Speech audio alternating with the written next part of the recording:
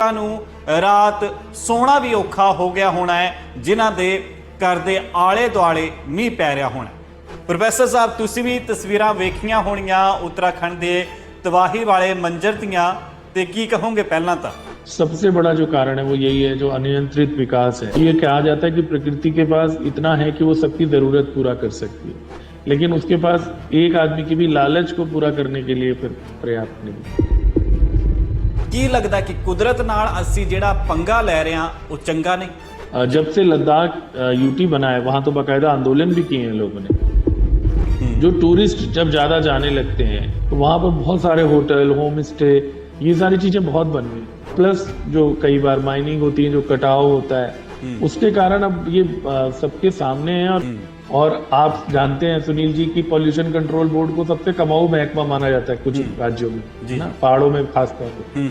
क्योंकि दिक्कत ये है कि वो जो पॉल्यूशन कंट्रोल बोर्ड है उसका ज्यादा ध्यान जो इंडस्ट्री होती है पहाड़ों में उस पे होता है, और ये छोटी चीजों पे वो ध्यान नहीं देते। जैसे हम कहते हैं ना, बारूद के ढेर पे बैठ गए, उस तरह का डेवलपमेंट ना हो। गुरमीत सिंह, गुरमीत साहब बहुत बहुत स्वागत है जस पंजाबी ते। Thank you ji, thank you. Professor साहब, तुसी भी तस्वीरां वेखियां होणियां उत्तराखंड दे तबाही वाले मंजर दियां, ते की कहोगे? पहला तो देखो जी, पहली बात तो यही कि बहुत ही भयानक मंजर था। हम लोग वीडियो पहले भी देखते रहे, लेकिन इस बार जो वीडियो आए उनमें आपने देखा कि लोग भाग रहे हैं, गाड़ियां चल रही हैं, और अचानक से वीडियो में दिखाई दे रहा है कि कैसे वो मलबा उनके ऊपर गिर रहा है और मलबा उनको आगोश में ले रहा है। और जाहिर सी बात है कि इतना मलबा आने के बाद उनके बचने की संभावना, भगवान करे उसमें से कुछ लोग जरूर बचें, लेकिन बहुत ये बड़ी संख्या हो सकती है अभी जो आंकड़ा आया है उसकी तुलना में। तो बहुत भयानक मंजर है। इससे पहले हमने मंडी में देखा, जंजेली में आपने देखा जो एरिया था। मैं तो संयोग से मैं आपको बताऊं सुनील जी, मैं 28 तारीख को जंजेली में ही था और 30 तारीख को वहां पर हादसा हुआ। तो सारी जगह जो पांडवशिला और वो सारी मुझे याद आ रही थी और फोटोज में थी। तो वो थुनाग का जो बाजार था वहां भी मैं गया था। तो कहने का मतलब ये कि ये जो अति हुई है ना, ये पहली तो यही है कि जिन लोगों का निधन हुआ है उनको श्रद्धांजलि सबको देनी चाहिए, और अधिक से अधिक उनके परिवारों को सांत्वना दे पाए प्रशासन, और उनकी जो मदद हो सकती है वो करे। हमें ये उम्मीद रखनी चाहिए प्रशासन से। हालांकि वो नुकसान इतना बड़ा है कि उसकी कोई भरपाई करना आसान नहीं होता है इस तरह का। और जैसे आपने सही कहा कि पिछले कुछ दिनों में या पिछले कुछ सालों में कह लीजिए, क्योंकि पहले भी 2 साल पहले आपको पता है कुल्लू में काफी तबाही हुई हिमाचल में, और इवन आज भी आप देख रहे हैं कि किन्नौर से मैं अभी देख रहा था थोड़ी देर पहले, वहां पर भी कुछ इंसिडेंट हुए हैं जो किन्नर कैलाश वाले। तो पूरा, और उत्तराखंड हिमाचल आपस में मिला, तो ये पूरा जो हमारा हिमालय के जो क्षेत्र हैं, इनमें ये जो तबाही हो रही है बहुत चिंता का सबब है। और अगर आप मुझे पूछेंगे तो सबसे बड़ा जो कारण है वो यही है, जो अनियंत्रित विकास है। देखिए, ये बात कही भी जाती है, महात्मा गांधी ने भी इस तरह की बात कही थी, शायद अलग शब्दों में कही हो जिसमें मैं कह रहा हूँ, कि वो ये कहा जाता है कि प्रकृति के पास इतना है कि वो सबकी जरूरत पूरा कर सकती है, लेकिन उसके पास एक आदमी की भी लालच को पूरा करने के लिए फिर पर्याप्त नहीं। तो वो जिस तरह से प्रोफेसर साहब विच रोक रहे हैं, क्योंकि जिस तरीके नाल तुही कहा कि कुदरत ਤਾਂ ਸਾਨੂੰ बहुत कुछ दे सकती है, तुही Mahatma Gandhi The worst ingredient in your kitchen, hexane। बिल्कुल भी चंगा नहीं है। और जो खिलवाड़ हुआ है, जो जैसे मैंने कहा कि जो लालच, जो ये जो इवन 4 धाम यात्रा, अगर मैं उत्तराखंड की बात करूं तो ये बात बहुत पहले से आ रही थी। जिस तरह से जाम लग जाते हैं, जिस तरीके से, इवन मैं आपको एक और उदाहरण बताऊं इससे अलग, जब से लद्दाख यूटी बना है, वहां तो बाकायदा आंदोलन भी किए हैं लोगों ने। जो टूरिस्ट जब ज्यादा जाने लगते हैं और बहुत ज्यादा उसकी वजह से होटल, जैसे भी जो जगह थी जहां पर हादसा हुआ धनाली में, यहाँ पे भी आप जानते हो जो लोग गंगोत्री जाते हैं उससे पहले, क्योंकि वो 10 किलोमीटर है, तो वहां पर बहुत सारे होटल, होम स्टे, ये सारी चीजें बहुत बन गई। और उसकी वजह से उतना ही कचरा, उतना ही पानी के ऑब्स्ट्रक्शन होती हैं। जो नेचुरल फ्लो अगर आप रोक दोगे तो पानी फिर इधर से उधर अपनी जगह तलाशेगा, और फिर पहाड़, और प्लस जो कई बार माइनिंग होती है, जो कटाव होता है, उसके कारण अब ये सबके सामने है। और राष्ट्रीय स्तर पर इस पे बहुत बात करनी चाहिए, और इवन जहां पर हो रखा है उसका भी हमें समाधान। देखिए, सारी दुनिया में जो सभ्यताएं हैं वो नदी के किनारे बसती हैं, इसमें कोई दो राय नहीं। नदी जो है वो जीवन दायिनी माना जाता है उसको। जितनी जो अगर आप पूरी दुनिया में आप देखेंगे तो सभ्यताएं नदी के किनारे ही बनती। लेकिन पहाड़ों में जिस प्रकार से कंस्ट्रक्शन हुआ है, हम लोग खुद जाते हैं, आप भी गए होंगे और आपको भी जाके देख के लगता होगा कि बहुत ज्यादा कंस्ट्रक्शन अनियंत्रित तौर पर हुआ है। लोगों ने एक यहाँ चंडीगढ़ में तो हम लोग रहते हैं, यहाँ तो एक फैशन सा भी बन गया कि जी पहाड़ों में आप फ्लैट ले लो, ये ले लो, और उसकी वजह से 4-4 मंजिल एक जगह किसी की होती है, वो आगे कोई और, क्योंकि पहाड़ों में बिल्कुल अलग तरह की जो टोपोग्राफिकल जो भौगोलिक स्थितियां हैं बिल्कुल अलग हैं, और वहां पे मकान बनाने का बिल्कुल अलग, आपने भी वर्ड सुना होगा, अभी मेरे भी कोई मित्र बता रहे थे, उनके घर के ऊपर शिमला के पास कोई घर बनना शुरू हो गया, उसकी वजह से डंगा गिर गया, है ना, तो वो बंदा आगे 4 मंजिल फ्लैट बना रहा है। तो बहुत सारी ऐसी चीजें हैं पहाड़ों में, ये बहुत समस्या रही है कि जो है वो विकास का जो अनियंत्रित विकास है उसको समय पर रोका नहीं गया। और उसके अलावा जो जैसे मैंने बताया कि पहाड़ों में जब हम उनको नुकसान पहुंचाते हैं, उनको जो चोट पहुंचती है यानी कटाव जो होता है, और उस वजह से भी अब हालांकि इस इंसिडेंट को लेके 2 तरह की बातें चल रही हैं। एक तो बादल फटने की तो चल ही रही है, यानी बहुत ज्यादा वर्षा होना, है ना, बादल फटना अपने आप में उसका अर्थ यही है कि एक छोटे से हिस्से में अगर बहुत तेज वर्षा होती है कम समय में 100 सेंटीमीटर से शायद ज्यादा, तो उसको हम वो संज्ञा देते हैं। लेकिन ये वाले इंसिडेंट में तो एक ये भी बता रहे हैं कि जो खीरगंगा नदी जो ऊपर से आ रही है ग्लेशियर से, वहां पर कुछ झीलें बन जाती हैं बर्फ के नीचे भी, और वहां कोई दबाव पड़ा जिससे एक झील टूटी और फिर दूसरी टूटी, तो ये भी एक रीजन है। अब वो तो बाकी तो डिटेल इन्वेस्टिगेशन के बाद पता लगेगा जी। लेकिन ये पक्की बात है। आप दूर की बात छोड़िए पहाड़ों की, मैं आपको बताऊं, मैं रोहतक में रहा 1 साल जब मैं ट्रिब्यून में था, तो 96 में वहां बहुत बड़ी बाढ़ आई जी। उस समय तो प्लेन एरिया है, तो वो रोहतक को ये फिर बाद में ये हुआ कि तालाबों का शहर कहा जाता था, लेकिन तालाब पाट दिए गए और उनपे बिल्डिंग बन गई, फ्लैट्स बन गए, मकान बन गए।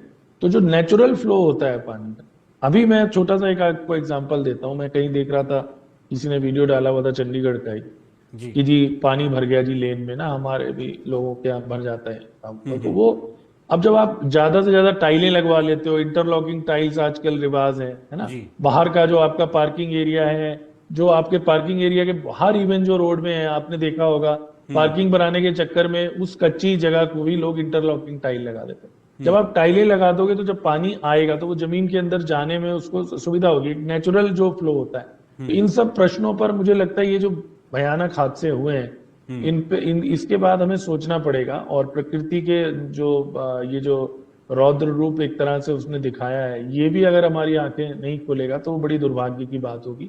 और हमें एक बड़ी प्लानिंग करनी चाहिए, खासतौर पर जो पहाड़ एरिया है और बाकी एरियाज में भी। जैसे मैंने आपको रोहतक का एग्जांपल कि अगर आप तालाब पाट दोगे तो जो नेचुरल फ्लो है, और इसकी वजह से बहुत समस्याएं होती है, जो वाटर लेवल फिर नीचे जाता है कई हिस्सों में तालाब, क्योंकि एक नेचुरल रिचार्ज करते हैं। और पहाड़ों में तो बहुत ज्यादा अगर आप ऑब्स्ट्रक्ट करोगे रास्ते को तो फिर पानी तो अपना रास्ता बना लेता है, तो वो फिर इस प्रकार से एक दुखद रूप से बनता है। और उसमें बहुत सारे ऐसे लोग हैं जो निर्दोष होते हैं, जो टूरिस्ट हैं जो वहां गए, या जो लोकल लोग रह रहे हैं, उनके पास अपने संसाधन भी नहीं होते, तो वो उसके शिकार होते हैं। लेकिन इसमें गवर्नमेंट को रिस्पॉन्सिबिलिटी लेनी चाहिए कि वो शुरू में ही इस प्रकार के अपनी छोटी जो लोकप्रियता होती है उसको छोड़ के, या छोटी छोटी चीजों को छोड़ के, एक बहुत ही क्लियर फर्म और पहाड़ों के साथ डील करने के बहुत ही क्लियर। अच्छा, प्लस सुनील जी, बहुत जगहों पर ये जो बिजली के कारखाने बनते हैं, है ना, पन बिजली हालांकि अच्छी चीज है, वो ग्रीन एनर्जी के तौर पर हम उसे देखते हैं, कोयले से तो बहुत बेहतर है। और पानी में आप जानते हैं कि पानी में कोई ऐसा नहीं कि एक जगह बिजली बनी तो बिजली निकल गई, शुरू में लोग ऐसे कहते थे जी, लेकिन वो उसी पानी को। प्रोफेसर साहब, इसे ਤੇ ਗੱਲਬਾਤ ਕਰਨ 28 ਤਰੀਕ ਦਾ ਉਹਨਾਂ ਨੇ ਜ਼ਿਕਰ ਵੀ ਕੀਤਾ, ਤੇ ਉਸ ਤੋਂ ਬਾਅਦ ਜਦੋਂ ਉਹਨਾਂ ਨੇ ਉਹ ਤਸਵੀਰਾਂ ਵੇਖੀਆਂ ਤਾਂ ਗੱਲ ਵੀ ਉਹਨਾਂ ਨੇ ਕਰੀ ਹੋਣੀ। ਪਰ ਪ੍ਰੋਫੈਸਰ ਸਾਹਿਬ, ਤੁਸੀਂ ਗੱਲ ਕਰ ਰਹੇ ਸੀ ਪਵਨ ਚੱਕੀਆਂ ਦੀ ਬਿਜਲੀ ਬਣਾਉਣ ਤੇ ਪਾਣੀ ਦੀ, ਸਮਝਣਾ ਚਾਹੂੰਗਾ ਮੂਲ ਰੂਪ ਤੇ ਕਿ ਕਿਵੇਂ ਇਹ ਤਬਾही ਜਿਹੜੀ ਆ ਮਚਾ ਸਕਦੀ ਆ। देखिए, 2 तरीके होते हैं। जैसे मुझे हिमाचल का थोड़ा सा आइडिया है।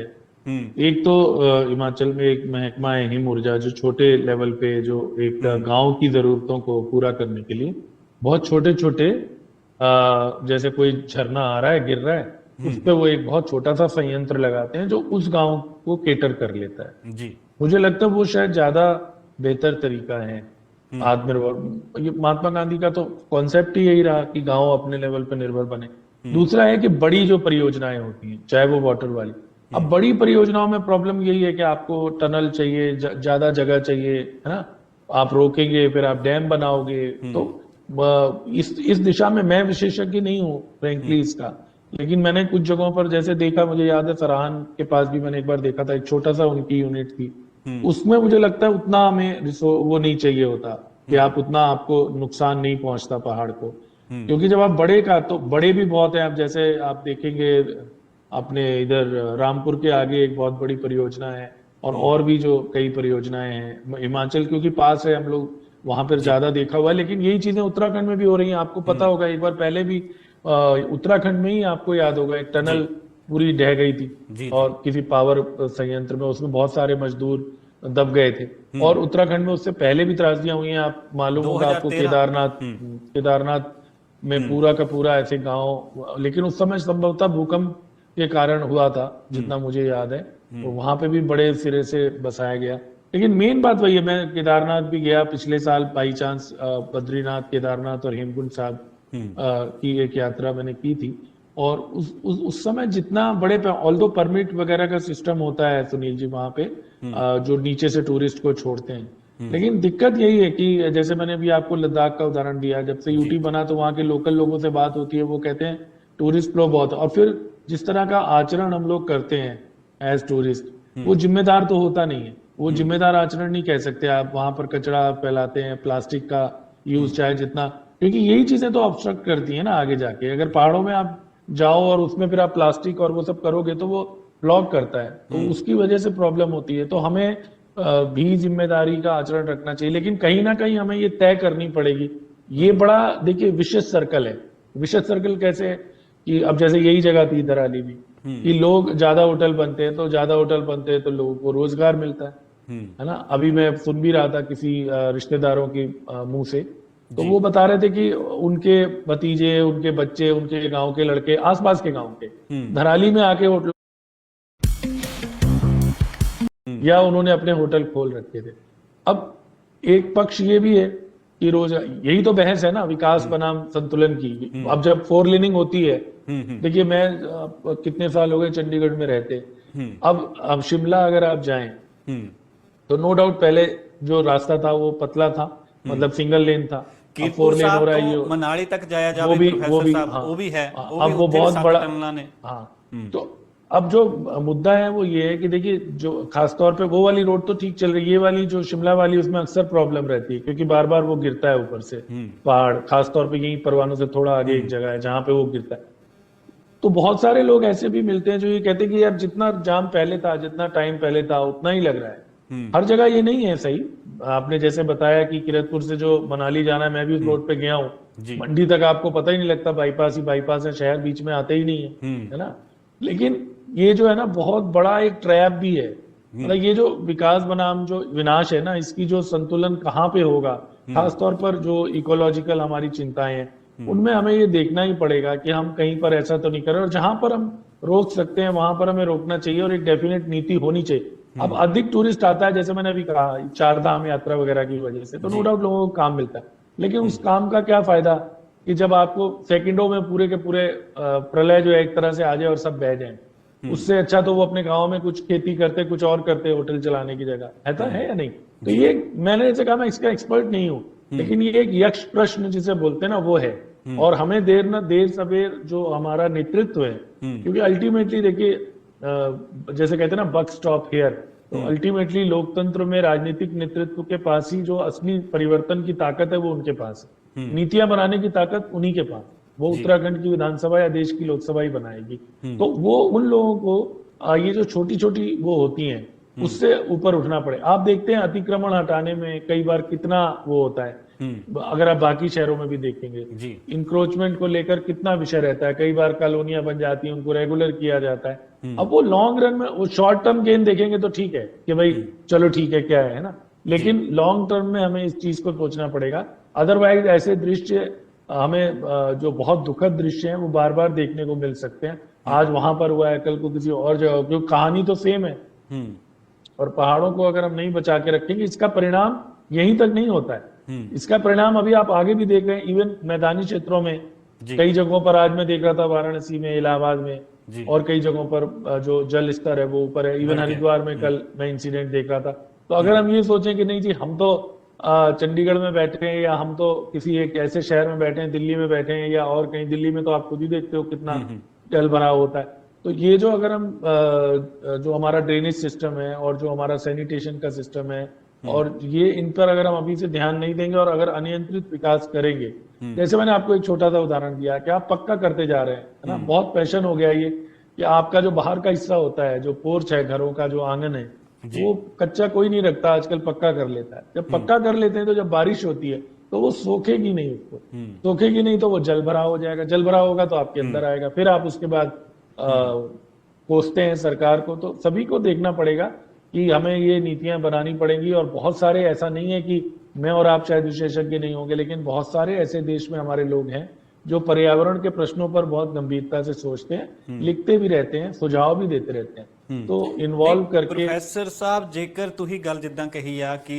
ਸੋਚਦੇ ਰਹਿੰਦੇ ਨੇ, ਵਿਚਾਰਦੇ ਰਹਿੰਦੇ ਨੇ, ਤਾਂ ਕੀ ਲੱਗਦਾ ਕਿ ਖੁੱਲੇ ਤੌਰ ਤੇ ਮੋਰਚਾ ਜਿਹੜਾ ਉਹਨਾਂ ਸੰਗਠਨਾਂ ਨੂੰ ਸਾਹਮਣਾ ਚਾਹੀਦਾ ਜਿਹੜਾ ਅਕਸਰ ਪਰਿਆਵਰਣ ਦੇ ਲਈ ਲੜਾਈ ਲੜਦੇ ਨੇ, NGO ਹੁੰਦੇ ਨੇ, ਕਈ ਸਮਾਜ ਸੇਵੀ ਸੰਗਠਨਾਂ ਹੁੰਦੇ ਨੇ, ਸਰਕਾਰਾਂ ਵੀ ਕਈ ਪ੍ਰਸ਼ਾਸਨ ਦੇ ਵਿਭਾਗ ਵੜ ਦਿੰਦੀਆਂ ਨੇ, ਪਰ ਅਮਲ ਮੈਨੂੰ ਲੱਗਦਾ ਜੇਕਰ ਜ਼ਮੀਨੀ ਤੌਰ ਤੇ ਉਹਨਾਂ ਨੇ ਵੀ ਕੰਮ ਕੀਤਾ ਹੁੰਦਾ ਤਾਂ ਅਜੇ ਅਜਿਹੀਆਂ ਤਬਾਹੀਆਂ नहीं बिल्कुल होंगी। नहीं, इसका बहुत बड़ा उदाहरण है जो आप कह रहे हो, बिल्कुल सही कह रहे हो। अगर वो दबाव बनाए, तो उत्तराखंड से ही उदाहरण है, आप सबने सुना होगा चिपको आंदोलन, एक छोटी सा जेस्चर जो सुंदरलाल बहुगुणा जी ने शुरू किया, अब वो नहीं रहे और उन्होंने कहा भी हम मैं पेड़ नहीं काटने दूंगा। और चिपको मतलब उस समय यही था कि जी पेड़ से आप चिपक जाओ, है ना, उसी का चिपको का मतलब वही।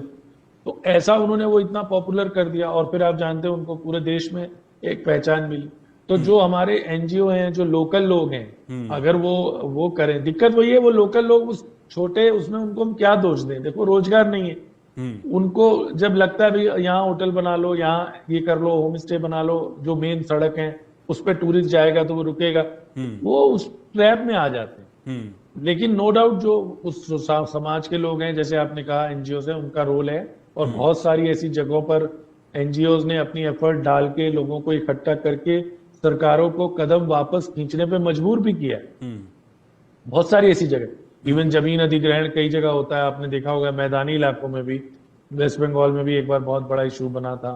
तो अगर लोग अवेयर हों, लेकिन मैं सिर्फ ये कहने की कोशिश कर रहा था कि देखिए जो नेतृत्व की जिम्मेदारी ज्यादा बनती है क्योंकि उनके पास प्रिविलेज ज्यादा है। तो अगर हम ये डाल दें कि नहीं जी गांव के लोग ही उसको देखें, तो उनको उस समय उनके पास एक बहुत संसाधन बहुत सीमित है, तो उसी हिसाब से। लेकिन अगर सरकार की मंशाएं क्लियर हो, डायरेक्शंस क्लियर हो, पॉलिसी क्लियर हो, तो संभवतः इस पे ध्यान देना चाहिए। मेरे हिसाब से तो अगर सरकार चाहे तो जितने वर्नेबल प्लेसेस हैं, जो जोखिम वाली जगह हैं, जिसकी आपने शुरू में बात की, वहां पर भी अभी से मतलब किसी त्रासदी का वेट ना करके सरकार को देखना चाहिए कि क्या वो कितने सुरक्षित हैं, लोगों को परामर्श करके उनकी मदद करके, जिससे वो ऑल्टरनेट जगह पे जा पाए, है ना। और जो सफाई और ये जो प्लास्टिक और ये सारी चीजें, बिकॉज एक फैक्टर नहीं होता है, कई फैक्टर हैं इसकी वजह से ना।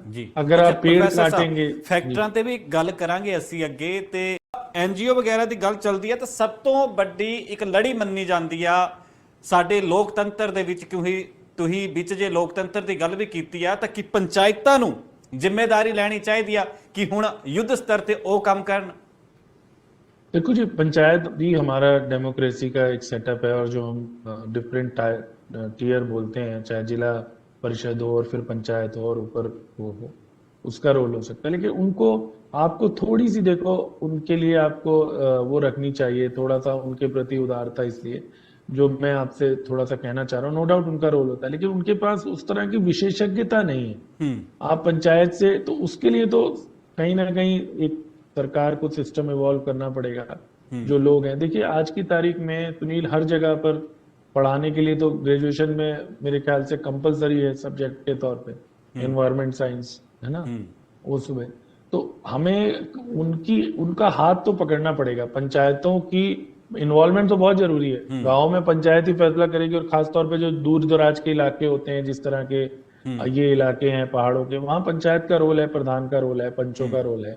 लेकिन उनको हमें गाइड करने के लिए तो जो सरकार को, या जो सरकार के महकमे आज की तारीख में हर प्रदेश में एनवायरनमेंट का महकमा होता है, पॉल्यूशन कंट्रोल बोर्ड होता है। हम्म और आप जानते हैं सुनील जी कि पॉल्यूशन कंट्रोल बोर्ड को सबसे कमाऊ महकमा माना जाता है कुछ राज्यों में, जी, ना, पहाड़ों में खास तौर पे। हम्म क्योंकि दिक्कत ये है कि वो जो पॉल्यूशन कंट्रोल बोर्ड है उसका ज्यादा ध्यान जो इंडस्ट्री होती है पहाड़ों में उस पे होता है, और वहां से अपने जो भी उनको लोभ रहता है, और ये छोटी चीजों पे वो ध्यान नहीं देते, जबकि उनको देना चाहिए। या इन्वायरमेंट के जो महकमे, इन्वायरमेंट क्लियरेंस कोई आसानी से नहीं मिलती है, लेकिन वो क्लियरेंस केवल इंडस्ट्री को, बड़े लोगों को, उसमें वो मुझे लगता है ज्यादा। तो वो इन्वायरमेंट डिपार्टमेंट हर प्रदेश में है, पॉल्यूशन कंट्रोल बोर्ड हर स्टेट में, तो उनको इन्वॉल्व करना चाहिए छोटे लेवल पे अगर हो सके तो। अपने स्टाफ की संख्या बढ़ानी चाहिए, है ना। जैसे आप जानते हैं हमारे यहाँ वीडियो ऑफिस है और है, तहसील है, उस स्तर पे लोग हों जो साथ के साथ इस चीज की मॉनिटरिंग करती रहे। क्योंकि ये जो हैपेजर्ड जिसको हम बोलते हैं, या अनियंत्रित विकास या कंस्ट्रक्शन, निर्माण जो इसको बोलते हैं, बहुत जगहों पर आपने देखा होगा, इवन हिमाचल में बहुत जगह पर। अब आप लोगों का क्या करेंगे, वो इतने सालों से रह रहे हैं, और उसका जो कि आप चौड़ी सड़क के बीच में अचानक से आप बाजार देखते हो, इतना नैरो हो जाता है क्योंकि उस तरह का कंस्ट्रक्शन हो रखा है ना। इवन की 2 गाड़ियां नहीं निकल सकती, हाईवे के बीच में भी आपको ऐसा मिलेगा। तो कम से कम जो नए क्षेत्र हैं या जहां पर संभव है वहां पर इन चीजों का जो मानक है उनका ध्यान रखा जाए। तो उसमें पंचायत वाली जो आप बात कह रहे हो, पंचायत का रोल जरूर है, लेकिन उसको गाइड करने के लिए मुझे लगता है कि जो विशेषज्ञ हैं, जो उस क्षेत्र के, जो सॉइल के, अब कहने के लिए हमारे जिस पास तरीके नाल प्रोफेसर साहब, जिस तरीके नाल स्वच्छता अभियान ਦੇ ਲਈ ਸੈਂਟਰ ਗਵਰਨਮੈਂਟ ਵੱਲੋਂ, ਕੇਂਦਰ ਸਰਕਾਰ ਵੱਲੋਂ, ਉਸੇ ਤਰੀਕੇ ਨਾਲ शायद यही लगता कि कैंपेन की तरह, जी जी, कैंपेन की तरह, एक बड़े अभियान की तरह इसको राष्ट्रीय स्तर पे इसको देखा जाना चाहिए। और ये कोई पहाड़ यही नहीं है, और भी हमारे कई क्षेत्र हैं जहां पर पहाड़ी क्षेत्र हैं, लेकिन इधर हमें लगता है थोड़ा ज्यादा अनियंत्रित विकास रहा है। और भी जगहों पर मैं गया हूँ, हालांकि देखिए त्रासदी तो कहीं भी हो सकती है। आपको याद होगा वायनाड में भी बहुत बड़ी त्रासदी हुई थी, केरल में, जहां से तो आजकल प्रियंका गांधी सांसद हैं। 1-2 साल पहले वहां पर भी इसी तरह का बहुत ज्यादा नुकसान हुआ था। तो वो कहीं भी हो सकती है। तो सारे देश में और भी पहाड़ी क्षेत्र हैं, और नॉर्थ में खासतौर पे मुझे लगता है कि थोड़ा सा जो गैर जिम्मेदार रवैया है वो थोड़ा सा ज्यादा लगता है मुझे। जो साउथ के आप हिल स्टेशन अगर देखेंगे और नॉर्थ के देखेंगे तो उसमें ये फर्क आपको मिलेगा। और तो उसमें हमें जरूर कोई ना कोई इस प्रकार की कोशिश करनी चाहिए। और जो आपने कहा कि एक कैंपेन की तरह चले जिसमें जो एनजीओ हैं वो भी इन्वॉल्व हो, जो डिपार्टमेंट हैं जिनकी जिम्मेदारी है, इन्वायरमेंट है, फॉरेस्ट है ना, और माइनिंग है। माइनिंग बहुत बड़ा कारण है, आपको मालूम होगा, पहाड़ों से भी बहुत ज्यादा से खनन होता है। तो इन सबको मिलके करना पड़ेगा, लेकिन ये एक लॉन्ग टर्म प्लानिंग है।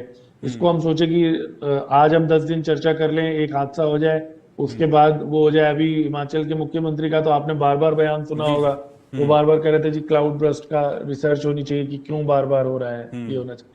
क्लाउड बर्स्ट जो हो रहा है ना, सवाल ये कि जो कोई आपदा है, प्रकृति तो अपने हिसाब से, अब बारिश होती है वो ज्यादा होगी कम होगी वो मुझे नहीं लगता, वो हमारे उसके भी कारण होते हैं। लेकिन वो हमें देखना ये है कि जब वो हो तो हमारे जो बचाव अधिक से अधिक हो। बचाव का मतलब कि हमने अपने आप को खुद विस्फोट पे ना रखा हो, जैसे हम कहते हैं ना बारूद के ढेर पे बैठ जाए, उस तरह का डेवलपमेंट ना हो। आज की तारीख में आप जानते हैं इवन दुनिया में बहुत सारे देशों में, अब हमारे देश में भी भूकंप रोधी वो आ रही है, आफ्टर ऑल बन रही है ना बिल्डिंग्स। जी जी, सोलर पैनल आजकल सरकारों ने जरूरी कर दिए हैं, तो उसकी वजह से आप देखते हैं जो खासतौर पे बड़ी कोठियां हैं, सोसाइटी है, उनके ऊपर सोलर पैनल लगाना जरूरी है, जिससे कि सौर एनर्जी जो कम आप जानते हो जो थर्मल है, जो कोयले की है, उसकी तुलना में बेहतर हो। सब्सिडी भी दी जा रही है।